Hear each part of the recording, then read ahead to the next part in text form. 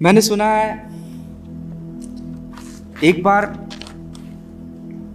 मुल्ला नसरुद्दीन बहुत बड़ा ज्ञानी हुआ, ज्ञानी बन गया। दूर दूर से लोग उसके पास आने लगे, उसकी पूछ बहुत दूर दूर तक पहुंचने लगी। लोग कहने लगे कि इससे बड़ा ज्ञानी नहीं है। दूर दूर से उसकी पूछ बढ़ने लगी, लोग कहने लगे, जानने लगे। बड़ा बड़ा ग्रुप उनके पास इकट्ठा होने लगा। जो उसके पास जाता है वो उसे ज्ञान करा देता है। और ज्ञान की तरकीब भी बड़ी अनोखी थी। मुल्ला अपने जो 30-50 शागिर्द होते उनको साथ लेकर के निकल जाता, बीच सड़क पर कहीं भी चला जाता। लोगों को ये हिदायत दी थी कि जैसा मुल्ला करता है, जैसा मैं करता हूं वैसा ही तुम्हें करना है। अब मुल्ला एक हाथ ऊंचा करके चले तो सारे लोग एक हाथ ऊंचा करके चले। मुल्ला उस हाथ को फट से पैर पे लगा दे तो लोग भी पैर पे लगाते। बीच सड़क पर ये ड्रामा होता। मुल्ला गोल घूम जाए तो लोग भी गोल घूम जाए। 30-50 शागिर्द साथ चल रहे हैं और जैसे मुल्ला करता है बस वैसे करना है। बस यही आत्मज्ञान की विधि है। करे जाओ, करे जाओ। और लोग करते, उसके पीछे पीछे करते। जब ऐसा कर रहा था तो एक बहुत पुराना मित्र मुल्ला को रास्ते में मिला। उसने कहा, ये तो सब ठीक है कि तुम्हें आत्मज्ञान हो गया और तुम इतने लोगों को सिखाते हो, लेकिन मुल्ला एक बात बताओ, तुम्हें पता कैसे पड़ता है कि इन्हें आत्मज्ञान हुआ? जो तुम्हारे पास आ रहे हैं उन्हें कब ज्ञान हो गया, ये तुम्हें कैसे पता पड़ता है? ये सब विधियां, सब चीजें, ये तो मैं देखता हूँ कि ठीक है, लेकिन ये पता कैसे पड़े कि किसे ज्ञान हुआ? तुम कैसे जानते हो? बड़ी महत्वपूर्ण चीज है। मुल्ला बोलता है, मैं किसी को बताता नहीं पर तुम्हें बताता हूँ। ये तो सबसे आसान प्रश्न तुमने पूछा, कोई पूछता भी नहीं है। रोज जब मैं इनको लेकर के आता हूँ, ये चीजें करता हूँ, अगले दिन जाकर के मैं इन्हें गिनता हूँ और गिनने में जो लोग कम हो गए समझ लो उसे आत्मज्ञान हो गया। अगले दिन जितने लोग कम हैं उन्हें ज्ञान हो चुका है। ठीक ही है।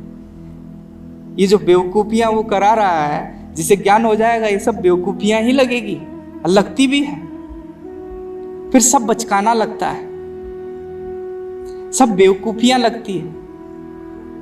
गौतम बुद्ध भी जब घर छोड़ करके भाग गए, जंगल में चले गए, इतने दिन तक तप किया, घर से दूर रहे, उसके बाद जब वो लौट करके वापस आए तो यशोधरा जो उनकी पत्नी थी वो पूछती है, क्या जो तुम्हें वहां मिला यहां नहीं मिल सकता था? बुद्ध मुस्कुराए और बोले, अब लगता है कि ये सब व्यर्थ था, जो वहां मिला यहां पर भी मिल सकता था। लेकिन तब नहीं लगा। जो जान जाएगा उसे सब बेवकूफियां लगेगी, सब बेकार लगेगा, खेल लगेगा।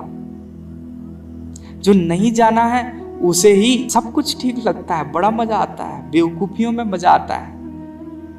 जितनी ज्यादा बेवकूफियां होगी, भीड़ उतनी ज्यादा इकट्ठी होगी।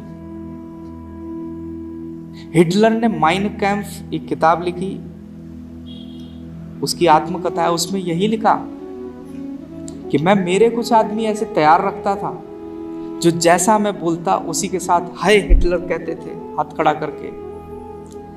अगर 10 आदमी कह रहे हैं हाँ ये ठीक है, हम राजी हैं, तो पीछे का झुंड भी कहने लगेगा हम राजी हैं। ये बेवकूफियां जितनी ज्यादा की जाए, जितना ज्यादा इस तरह की ड्रामेबाजी की जाए, भीड़ उतनी ज्यादा इकट्ठी होगी। तुम बेचारे यहाँ बैठकर एक पोजीशन में बस सुने जा रहे हो और बातें तुमको कुछ ऐसी बताई जा रही है, तुम्हें लग रहा है क्या बातें कर रहे हैं। इसकी जगह मौका मिले नृत्य वगैरह हो, और यहाँ मैं तुम्हें कह रहा हूं कि कोई गुरु की मतलब नहीं, कोई चीज का मतलब नहीं, यहाँ बैठना भी बेकार है, ये भी बेकार है। तुम तो डिमोरलाइज हो रहे हो, यार सभी बेकार कर दिया। पिछली बार आए थे तो बता दिया कर्म कुछ नहीं होता, सब बेकार है। इस बार आए हैं तो ये बता रहे हैं कि क्या आत्मज्ञान, आत्मज्ञान, आत्मज्ञान ही कुछ नहीं होता। तुम तो सोच रहे हो क्या बातें हैं, लेकिन जो मैं तुमको बता रहा हूं उसे गहराई से यदि समझोगे तो तुम्हें समझ आएगा कि जैसा मैं बता रहा हूं वही सत्य है।